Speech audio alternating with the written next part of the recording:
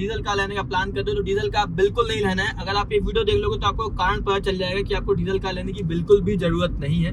और diesel car कैसे आपका मेंटेनेंस में आप हाई कॉस्ट करेंगे वो भी यहाँ पर क्लियर करने वाला हूँ। तो वीडियो एंड तक देखना, आपको डीपीएफ से लेकर जो भी प्रॉब्लम्स है उनको सॉल्यूशन भी मिल जाएंगे। डीपीएफ का इशू क्या है वो सब कुछ यहाँ पर क्लियर हो जाएगा। और जो वार्निंग साइन लगातार आपकी कार में देखने मिलते हैं वो भी आप समझ जाओगे कि क्यों डीपीएफ के कारण लगातार ये वार्निंग साइन आते हैं। सबसे पहले बात करते हैं डीपीएफ होता क्या है। BS4 तक कैटालिटिक कन्वर्टर यूज किए जाते थे, BS6 में उसके डीपीएफ नाम दिया गया। अगर आप देखोगे दोनों को आजू बाजू रखते तो ऑलमोस्ट एक जैसे ही दिखते हैं, बस BS6 वाले में सेंसर्स की जो क्वांटिटी है वो बढ़ गई है, यानी ज्यादा सेंसर्स यूज किए जाते हैं BS6 में। और इसका फुल फॉर्म होता है DPF यानी डीजल पार्टिकुलेट फिल्टर। इसका काम क्या है, ये बेसिकली जो आपके अनबर्न फ्यूल होते हैं, आप गवर्नमेंट के अकॉर्डिंग जो डीजल कार्स होती हैं वो ज्यादा पॉल्यूशन करती हैं, उसमें अनबर्न फ्यूल आपने देखा होगा जो डीजल कार है वो ज्यादा एग्जॉस्ट में ब्लैक आपने देखा होगा धुआं देखने मिलता है। तो ब्लैक को धुएं को कम करने के लिए यहाँ पर गवर्नमेंट ने बोला कि भाई इसको तो आपको कंट्रोल में लाना पड़ेगा। तो यहाँ पर मैन्युफैक्चरर्स ने डीपीएफ यूज करना शुरू किया। अब डीपीएफ का मतलब ये रहता है बेसिकली कि वो जो भी आपके अनबर्न फ्यूल है उनको कलेक्ट कर लेता है। अब कलेक्ट करने के बाद ऐसा तो है नहीं कलेक्ट किया रहेगा तो एक टाइम के बाद वो चोक हो जाएगा, तो कलेक्ट करने के बाद उसे प्रॉपर बर्न करता है। बर्न कैसे करता है, यहाँ पर लगा होता है एक फ्यूल इंजेक्टर। ये फ्यूल इंजेक्टर ऐसे प्रॉपर बर्न करके आउट कर देता है।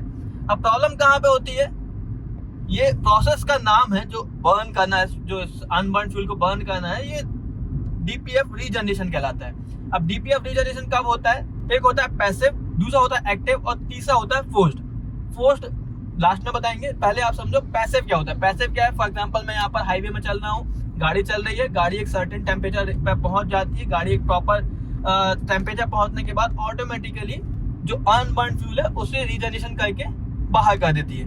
अब ये सिनेरियो कब होता है, जब मेरी रनिंग बहुत अच्छी हो और मेरे जो आरपीएम है वो प्रॉपर हाई हो। लो आरपीएम पे यूजुअली अनबर्न फ्यूल बाहर नहीं हो पाता है। तो आप अगर हाईवेज में गाड़ी को ड्राइव करती हो तो चांसेस है आपको डीपीएफ वाली प्रॉब्लम कम देखने मिलेगी। कब देखने मिलेगी वो भी बता दूंगा, कितने किलोमीटर के बाद इशू आते हैं।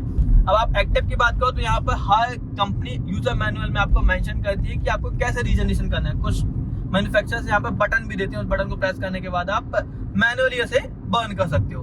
अब इसके लिए क्या होता है कि आपको 24-28 मिनट के आसपास गाड़ी को चालू करके 2500 आरपीएम पर छोड़ना होता है और प्रॉपर रीजनरेशन होके आपका जो डीजल पार्टिकुलेट फिल्टर है वो क्लीन हो जाता है रीजनरेशन प्रोसेस के थ्रू।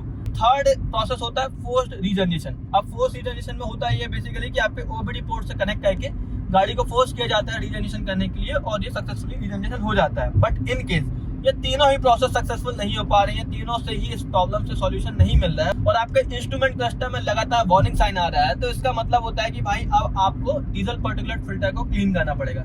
अब अगर आप कंपनी की गाइडलाइंस पर जाओगे, आप कंपनी में जाके इस प्रॉब्लम को रिपोर्ट करते हो तो कंपनी आपको एक ही सॉल्यूशन देगी कि भाई आप इसे रिप्लेस करा दो। अब हम यहाँ पर किया सेल्टोस के डीपीएफ फिल्टर की अगर बात करें तो उसका प्राइस लगभग 1,57,058 के आसपास से अप्रॉक्स। अब इतना प्राइस पे करना पड़ता है आपको रिप्लेसमेंट के लिए। वहीं अगर आप किसी लोकल मैकेनिक को पकड़ लो, लेकिन एक मैं आपको यहाँ पर बता दे रहा हूँ कि लोकल मैकेनिक उसी को पकड़ना जिसने से पहले उस पर्टिकुलर कार का या डीपीएफ फिल्टर क्लीनिंग का प्रॉपर एक्सपीरियंस गेन कर लिया हो। क्योंकि अभी प्रॉब्लम क्या हो रही है, डीपीएफ फिल्टर लोग किसी से भी ओपन करवा लेते हैं और वो डैमेज हो जाती है। अंदर एक मैश लगी होती है, वो कई लोगों ने रिपोर्ट किया है कि डैमेज हो जाती है, कोई नया मैकेनिक इसे ओपन कर देता है। तो आपको ट्राई करना है कि किसी भी नए मैकेनिक के हाथ में अपनी गाड़ी नहीं देना है, उन्हीं से करवाओ जो इस चीज में एक्सपीरियंस दो और प्रॉपर आपको गाइड कर सके। अब इसे क्लीन करने का प्रोसेस बिल्कुल सिंपल सा है। एक न्यूट्रल पीएच वाले शैम्पू से आप इसे क्लीन कर सकते हो और उसे क्लीन करने के बाद आप गाड़ी को प्रॉपर रन कर सकते हो, कोई इशू नहीं है। बट ये किसी एक्सपर्ट मैकेनिक से कराया जाए तो ही सही होगा, अदरवाइज डैमेज हो जाएगा और डैमेज के बाद रिपेयर करना मतलब रिपेयर होना बहुत मुश्किल है इसे। तो आप समझो कि अगर थोड़ा सा भी डैमेज हुआ तो आपको इसे रिप्लेस ही कराना पड़ेगा। तो सिंपली आप एक एक्सपर्ट मैकेनिक को पकड़ो, वो सबसे बड़ा इंपॉर्टेंट चीज है। सेकंड थिंग, यहाँ पर आपके मन में डाउट आ जाता है कि भाई गाड़ी कब डीजल लेना है, कब बिल्कुल भी नहीं लेना है। तो आपको बता दूं, डीजल कार तभी लो जब आपकी रनिंग 150-200 किलोमीटर पर डे के आसपास हो, अदरवाइज डीजल कार लेने का कोई सेंस नहीं है।